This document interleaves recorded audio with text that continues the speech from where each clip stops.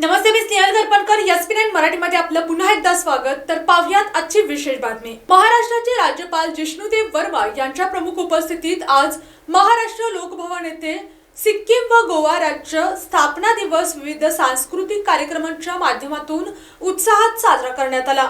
तर पाहुयात आजची सविस्तर बातमी. Ratan Tata Maharashtra state skills university यांच्या सहकार्याने आयोजित या कार्यक्रमात विद्यापीठाच्या तांत्रिक व व्यावसायिक अभ्यासक्रमातील विद्यार्थ्यांनी सिक्कीम व गोवा राज्यातील लोकगीते, लोकनृत्य आणि पारंपरिक कला सादर करून उपस्थितांची मने जिंकली. या सादरीकरणातून दोन्ही राज्यांच्या समृद्ध सांस्कृतिक वारशाचे दर्शन घडले.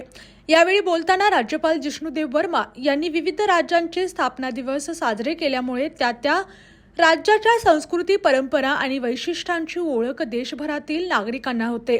तसेच राष्ट्रीय एकात्मतेची भावना अधिक दृढ होते असे प्रतिपादन केले.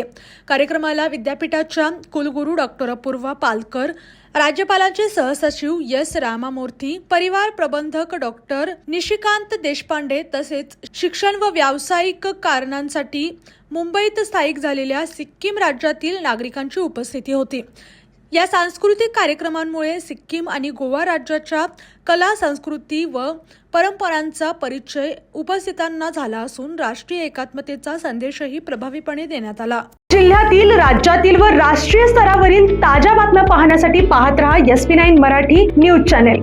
या चॅनेलच्या माध्यमातून विविध क्षेत्रात उल्लेखनीय कार्य करणाऱ्या मान्यवरांच्या प्रेरणादायी मुलाखती तसेच महत्त्वाची माहिती आणि घडामोडी आपल्यापर्यंत पोहोचवल्या जातील. अशा नवीन बातम्या आणि माहिती मिळवण्यासाठी चॅनलला लाईक करा, शेअर करा आणि हो, सबस्क्राईब करायला विसरू नका. पाहत रहा एसपी9 Marathi, your time your news. धन्यवाद.